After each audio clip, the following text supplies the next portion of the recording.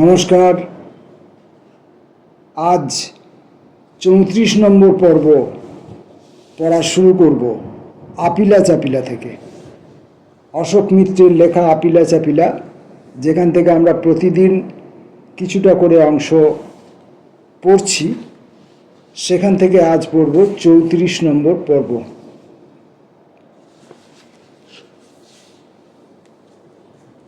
86 সালের জানুয়ারিতে ফেরা যাক। মুক্ত পুরুষ। কয়েক সপ্তাহের ব্যবধানে শারীরিক অসুস্থতা থেকেও রেহাই পেলাম। আগের বছর ইন্ডিয়ান স্ট্যাটিস্টিক্যাল ইনস্টিটিউটের অধ্যাপনার পদ ছেড়ে দিয়েছি। এই বুড়ো বয়সে আর কে কাজ দেবে? আমার সম্বন্ধে পাড়ায় পাড়ায় কিছু আতঙ্কও তো সৃষ্টি হয়েছে। একে সহযোগী করলে সংসর্গদোষের ঠেলায় পড়তে হতে পারে। অন্যদিকে ইকোনমিক অ্যান্ড পলিটিক্যাল উইকলির বন্ধুরা উল্লসিত, কলকাতা ডায়েরি ফের শুরু করব বলে। অতি স্নেহাস্পদ এক দৈনিক পত্রিকার সম্পাদক এসে ধরে পড়লেন। তার কাগজে আগেও লিখেছি, এখন যদি ফের একটি পাক্ষিক কলাম লিখতে রাজি হলাম। কিন্তু জানালাম শুধু ওর জন্যে নয়, কলামটি দেশের অন্যান্য কিছু পত্রিকায় ব্যবহৃত হলে ভালো হয়। অনেক বেশি মানুষ তাহলে পড়বার সুযোগ পাবেন। সেরকমই ব্যবস্থা হলো। এখানে ওখানে ছুটকো ছাটকা লেখার ব্যাপার তো ছিলই। মন্ত্রী থাকাকালীন প্রায় 9 বছর আমার স্ত্রী কিভাবে পুরনো সঞ্চয় ভেঙে সংসার চালিয়েছেন তার খোঁজ রাখবার মতো দায়িত্বশীলতা আমার এতদিন ছিল না। কিন্তু এখন থেকে ন্যূনতম সংস্থানের কথা ভাবতেই হলো। তিরুবনন্তপুরমের সেন্টার ফর ডেভেলপমেন্ট স্টাডিজের অধ্যক্ষ অনুজ প্রতিম বন্ধু কৃষ্ণন ওখানে একটি গবেষণার কাজে আহ্বান জানালেন। কলকাতা থেকেই গবেষণা করতে পারবো। জীবিকার সমস্যা অনেকটাই মিটল। বন্ধু বান্ধবদের কাছে আমার ঋণ অপরিশোধ্য। তারাই তো বারবার আমার জীবনযাপনের অন্যতম প্রধান অবলম্বন তথা হেতু। আলিপুরের ফ্ল্যাটে রবিবারের সাপ্তাহিক আড্ডা বহাল রইল, যদিও সংখ্যা কমের দিকে। যারা কিঞ্চিত সুবিধা অন্বেষণের আকাশকুসুম তাগিদে নিয়মিত আসতেন, তারা আস্তে আস্তে ঝরে পড়লেন। তবে অপেক্ষাকৃত দুর্দিনে প্রকৃত বন্ধুদের হদিশ পেতে তেমন দেরি হয় না। কিরণময় রাহা, রবি সেনগুপ্তরা তো ছিলেনই। নির্মল ও রুমাও যথাসম্ভব সঙ্গ দান করতে শুরু করলো। যেমন করলো একই দালানে থাকা রঞ্জিত সাউ এবং তার স্ত্রী মীরা। মানব, মালিনী, মিহির, অমিয়, যশোধরা এদেরই বা ভুলি কি করে? সুজিত আসা যাওয়া অব্যাহত রাখল। কলকাতাস্থ অনেক পার্টির সুহৃদ, সত্যব্রত সেন যাদের পুরোধা, প্রত্যক্ষ হাজির হয়ে বা টেলিফোনের মারফত যোগাযোগ জারি রাখলেন।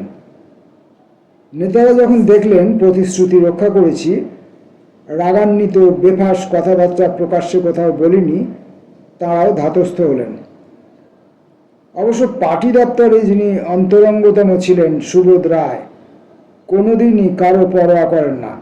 মান অভিমানের ঋতুতেও তিনি দেখা করতে আসতেন। আশ্চর্য মানুষ সুবোধবাবু। চট্টগ্রাম বিদ্রোহে গভীরভাবে লিপ্ত ছিলেন।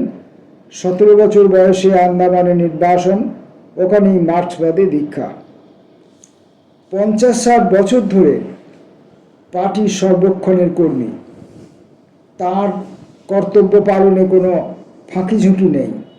নিবিড় অধ্যাবসায়ের সঙ্গে পার্টির পুরনো দলিল দস্তাবেজ সম্পাদনা করে প্রকাশ করেছেন। রাজ্য দপ্তরের অজস্র ঝামেলা সামলান। আদর্শে অবিচল। এখনও নিজের হাতে রান্না করেন, কাপড় কাচেন, কোনো ব্যাপারেই কারো মুখাপেক্ষী নন। স্পষ্টবাদিতায় সুবোধবাবুর জুড়ি নেই। দলের ভালো মন্দ নিয়ে ওর সঙ্গে কথা বলে সর্বদা চরিতার্থতা বোধ। অনেক সময় এমন হয়েছে, প্রমোদ দাশগুপ্তর সঙ্গে কথা শেষ করে উঠে পড়ে তাকে বলতাম, এবার একটু লিডার অব দ্য অপোজিশনের ঘরে যাচ্ছি। প্রমোদবাবু হকচকিয়ে গেলে পাশ থেকে সরোজ মুখোপাধ্যায় ব্যাখ্যা করে দিতেন, বুঝলেন না, সুবোধের কাছে যাচ্ছে। কল্পনা দত্তের মাস্তুতো ভাই সুবোধবাবু। কল্পনাদিকে পার্টিতে নিয়েও এসেছিলেন তিনি। দল ভাগাভাগি হওয়ার পর রাজনৈতিক দৃষ্টিভঙ্গিতে যথেষ্ট আড়াআড়ি ছিল, অথচ সাংসারিক ব্যাপারে সম্পূর্ণ নিরাসক্ত হয়েও সুবোধবাবু আত্মীয়তার কতগুলি দায় বরাবর পালন করে গেলেন। দলের নৈকট্যে এসে এত বিচিত্র স্বভাবের নিখাত ভালো মানুষের সঙ্গে পরিচয় হয়েছে ভেবে মাঝে মাঝে অবাক হই। সুরুল জমিদার বাড়ির সন্তান, সর্বস্ব ত্যাগী শ্রমিক নেতা কমল সরকার, অসামান্য চরিত্রবল ও আদর্শ নিষ্ঠা। হাওড়ার জয়কেশ মুখোপাধ্যায় ও পতিত পাবন পাঠক, হুগলির প্রবাদ প্রতিম সংগঠক বিজয় মোদক, বীরভূম জেলা কমিটির বহুদিনের সম্পাদক একটু খেয়ালি কিন্তু পার্টির আদর্শে তদ্গত প্রাণ সুরেন বাণিজ্যে। মেদিনীপুর জেলায় পার্টি ভাগ হওয়ার পর দলকে তিনি তিলে তিলে গড়েছেন। মেদিনীপুর জেলা ম্যাজিস্ট্রেট হত্যার মামলার যার দীপান্তর হয়েছিল সুকুমার সেনগুপ্ত, দেখলে মনে হতো এমন দয়ালু মানুষ ঠিক যেন এই পৃথিবীর নন। আবদুল্লাহ রসুল কিংবা মটরদা, সৈয়দ শহীদুল্লাহ দুজনেই অভিজ্ঞতা ও প্রজ্ঞায় নন্দিত মানুষ, বিরল বিনয়ে ভরপুর, সেই সঙ্গে সমান স্নেহশীল। অন্য মটরদা নদিয়ার সমরেন্দ্রনাথ সান্যাল, তার কাছ থেকেও তো কম স্নেহ ও প্রশ্রয় পায়নি। এরা সবাই এখন প্রয়াত। এখানেই মুশকিল, কাকে ছেড়ে কার নাম করব। তেভাগা আন্দোলনের অন্যতম নেতা গুণধর মাইতি, আদর্শের ব্রত উদযাপনে তুলনা নেই, কিন্তু নম্র নিঃশব্দ এখনো তাই। প্রয়াত কৃষক নেতা হেমন্ত কুমার রায়, গরিবদের অভয় জোটাতে, জোট বাঁধা শেখাতে নিজেকে যিনি সচ্ছল জীবনের মায়া কাটিয়ে পুরোপুরি বিলিয়ে দিলেন। পলাশ প্রামাণিকও এখন গত। জঙ্গি কৃষক নেতা বলে বাইরে পরিচিতি, কিন্তু দর্শন ও সাহিত্যে তাঁর আগ্রহ ও অন্তর্দৃষ্টি অবাক করে দিত। অহরহ মনে পড়ে শ্রীহট্টের একদা লোকসঙ্গীত রচয়িতা হিসেবে বিখ্যাত সুরত পাল চৌধুরী এবং তার স্ত্রী অপর্ণাদির কথা, যারা নীরবে সংকেতে বুঝিয়ে গেছেন পার্টিকে শুধু দিতে হয়, পার্টি থেকে কিছু প্রাপ্তির কথা দুর্বলতম মুহূর্তেও ভাবতে নেই। সমান শ্রদ্ধার সঙ্গে স্মরণ করি পোরখাওয়া প্রাক্তন বিপ্লবী উদ্বাস্তু আন্দোলনের সঙ্গে আষ্টেপৃষ্ঠে জড়িয়ে থাকা তখনই ৮০ বছর বয়স পেরোনো প্রাণকৃষ্ণ চক্রবর্তীকে। ছোটোখাটো মানুষ, শান্তি ঘটক, বহু বছর রোগক্লিষ্ট, অতি সম্প্রতি প্রয়াত। এই মানুষটি বরানগর বেলঘরিয়া কামারহাটি অঞ্চলে অতীতে প্রাণপাত করে শ্রমজীবী মানুষের আন্দোলন ও সেই সঙ্গে পার্টি সংগঠন মজুদ থেকে মজুরতর করেছেন। হঠাৎ খেয়াল হলো, এতটা লিখেছি কিন্তু গণেশদার কথা ভুলেই গিয়েছি। ৯০ উত্তীর্ণ গণেশ ঘোষকে দেখলে বিশ্বাস করতে মুশকিল হতো এই মানুষটিই আমাদের শৈশবের কৈশোরের প্রেরণা পুরুষ, সূর্য সেনের সহযোদ্ধা, দলের অকুতোভয় সৈনিক, একসময় পার্টি কমরেডদের গেরিলা যুদ্ধে তালিম দিয়েছেন। দয়াতে সৌজন্যে সদা আপ্লুত থাকা গণেশদার হৃদয় পাত্র অপাত্র বিচার নেই, অবিশ্রান্ত এদিক ওদিক ছুটোছুটি করে পরোপকার সাধছেন। অবিশ্বাস্যতার নম্রতাবোধ, সাম্যবাদী অঙ্গীকার, ছোট বড় সবাইকে সন্নত নমস্কার জানাচ্ছেন বিনয়ে নুয়ে পড়ে। সত্যব্রত সেনের মুখে গণেশদার বিশ্রুত বিনয়ের একটি দুষ্টু গল্প শুনেছিলাম। গণেশদা কোনো উদ্বাস্তু পাড়ায় গেছেন, পুকুর পাড়ে কাকের শিশু এক কিশোরীর সঙ্গে দেখা, গণেশদার সম্ভাষণ, এই যে দিদি, নমস্কার হই, ভালো আছেন তো? কিশোরীর লজ্জায় কুঁকড়ে যাওয়া, এ কি, আমাকে আপনি বলছেন কেন গণেশদা? আমার বয়স তো সবে 16। গণেশদার নিরুদ্বিগ্ন সহস্র উত্তর, তাতে কি তাতে কি, তা কোলে সুন্দর শিশুটি আপনার সন্তান বুঝি? কিশোরীর প্রায় আর্তনাদ উক্তি, কি যে বলেন গণেশদা, আমার তো বিয়েই হয়নি। গণেশদার তরফ থেকে নিশ্চিন্ত উক্তি, তাতে কি। অগুন্তি মহিলা কমরেডদের কাছ থেকে প্রচুর স্নেহ লাভ করার সৌভাগ্য হয়েছে আমার। অনিলা দেবী, কনক মুখোপাধ্যায়, পঙ্কজ আচার্য, মঞ্জু গুপ্ত বয়সে আমার বড়, দয়াবতী তারা সমকক্ষের সম্মান জানিয়েছেন। প্রিয়জনদের গরম দুধ খাওয়াবার জন্য আমার সন্দেহ পার্টির মহিলাদের মধ্যে একটি স্বাভাবিক ব্যাকুলতা আছে। বর্ধপুরে মেমারিতে বিনয় কুমারের বাড়ি গিয়েছি, ওকে নিয়ে কলকাতায় ফিরব। রানীদি, মহারানী কুমার চোখ রাঙিয়ে বকুনি দিয়ে আম সহযোগে গরম দুধ গলাধকরণে বাধ্য করলেন। অন্য একটি ঘটনা, অধিক রাত্রিতে মেদিনীপুর থেকে ফিরছি। বাগনানের কাছে অন্ধকারে দাঁড়িয়ে থাকা একটি ট্রাকের সঙ্গে গাড়ি ধাক্কা খেল। আমার বা চালকে তেমন লাগেনি, কিন্তু লোক জমে গেল। খবর পেয়ে বাগনান থেকে নিরুপমা চট্টোপাধ্যায় ছুটে এসে গ্রেপ্তার করে পার্টি দপ্তরে নিয়ে গেলেন। চিকিৎসক ডাকলেন। তারপর কি সর্বনাশ, ফের গরম দুধ ঢকঢক করে গিলতে হলো। এইসব মুহূর্তে আরও বেশি করে বোঝা যায় কমিউনিস্ট পার্টি মিলিত সংসার। সুগম্ভীর কবিতার মতো দিয়ে ছেলেবেলায় যে নীতিশিক্ষা হয়েছিল তারই প্রতিধ্বনি। সকলের তরে সকলে আমরা, প্রত্যেকে আমরা পরের তরে। আরও একজনের কথা বলি। 67 সালে বিধানসভার দর্শক গ্যালারি থেকে নন্দরানী দলকে প্রথম দেখি। বিধানসভায় সদ্য নির্বাচিত প্রায় কিশোরী, চঞ্চলা হরিণীর মতো সবার মধ্যে ছটফট ছুটোছুটি করছেন। যতবার মেদিনীপুর গেছি ওর আদর্শে আচরণে মুগ্ধ হয়েছি। এখন নন্দরানী পূর্ণমন্ত্রী, তার উপর আস্ত দিদিমাও। নিকটজন বিয়োগের মরশুমও ছিল এই বছরগুলি। 85 সালে পরিমল মিত্রের মৃত্যু, আরও এক মস্ত ভরসাস্থলের ভূতপূর্ব হয়ে যাওয়া। ওই বছরই পারিবারিক জীবনে প্রচণ্ড ধাক্কা, দেবু চৌধুরী চলে গেলেন। অনেক দিন থেকেই অসুস্থ ছিলেন। শেষ যেদিন নার্সিংহোমে দেখা করতে গিয়েছিলাম দেখে খুশি হলেন, তবে এটাও বুঝলাম এক অদ্ভুত নিরাসক্তিতে তার চেতনা সমাচ্ছন্ন, যেন বুঝতে পারছেন বিদায়ের ঘণ্টা বাজতে শুরু করেছে। কিংবা হয়তো উনি বুঝতে পারছিলেন না আমি ওরকম ধারণার ঘেরাটোপে বন্দি।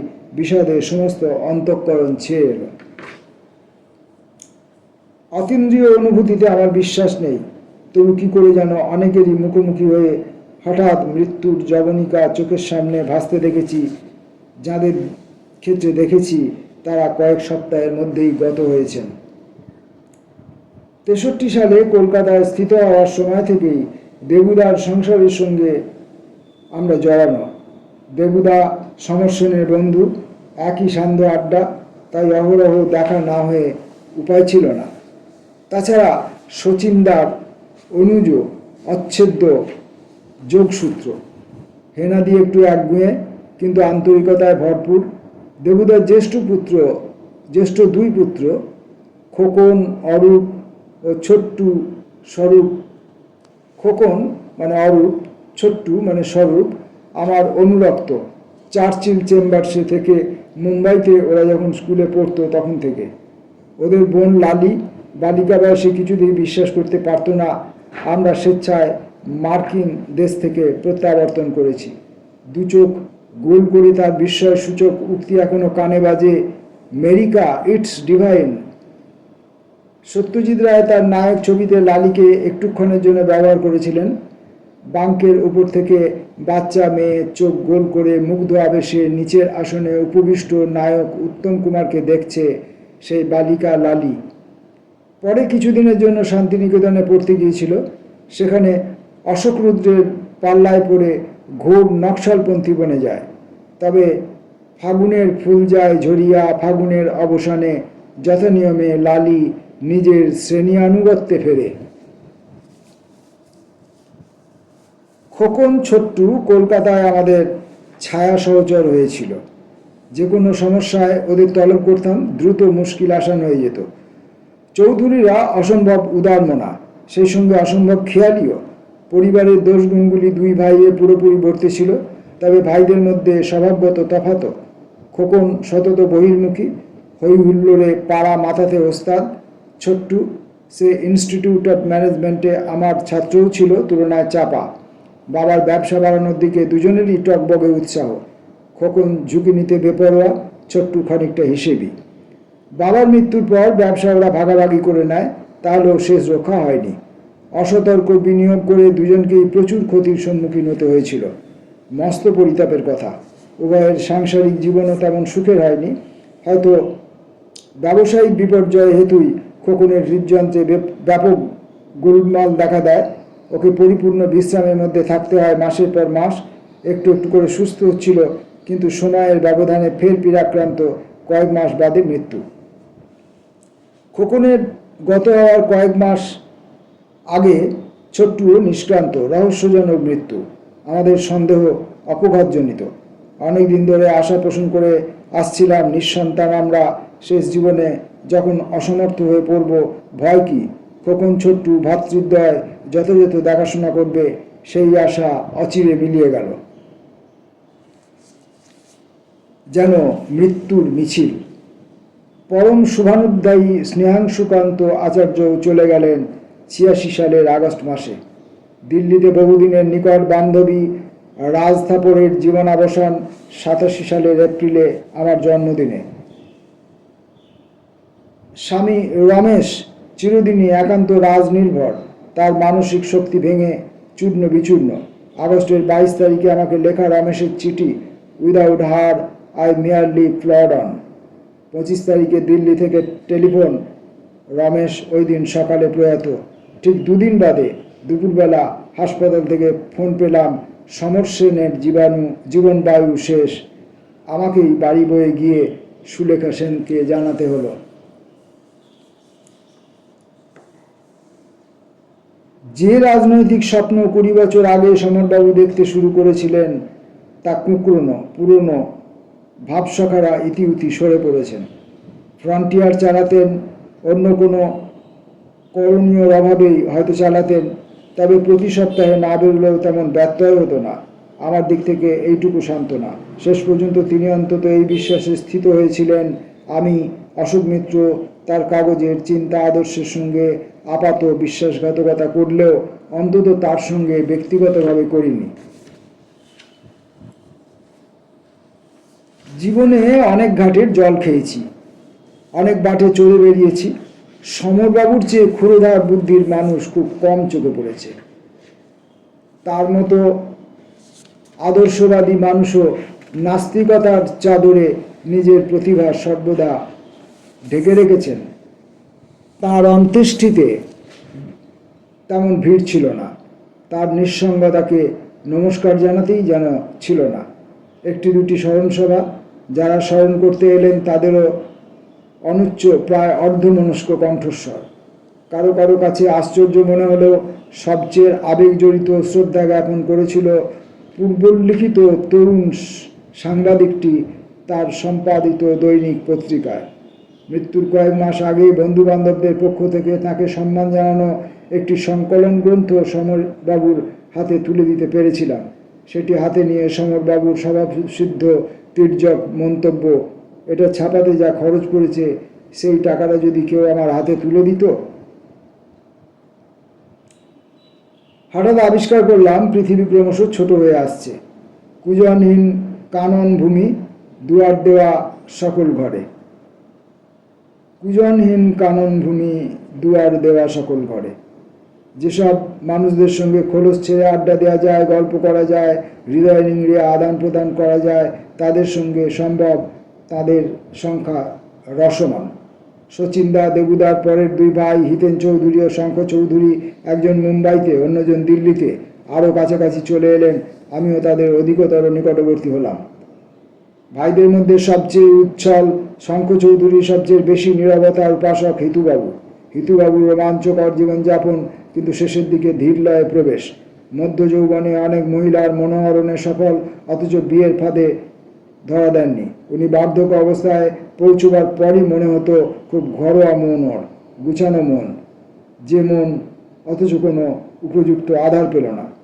পরিণত বয়সে বিবাহবদ্ধ হলেন, তবে তা থেকে আমাদের অনেকেরই সন্দেহ শান্তির থেকে অশান্তির উদ্রেকই বেশি হয়েছিল।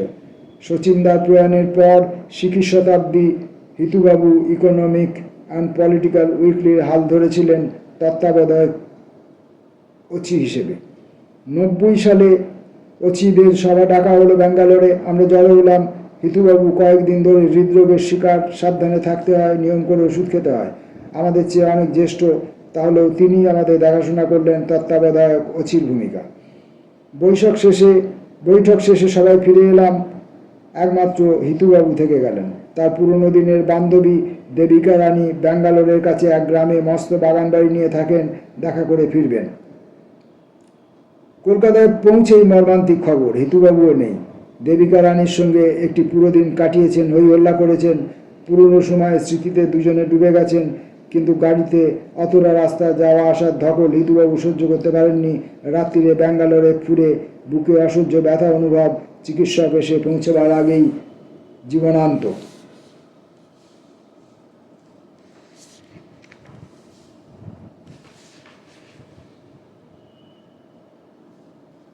34 নম্বর পর্বের পাঠ আমরা আপাতত এই পর্যন্ত রেখে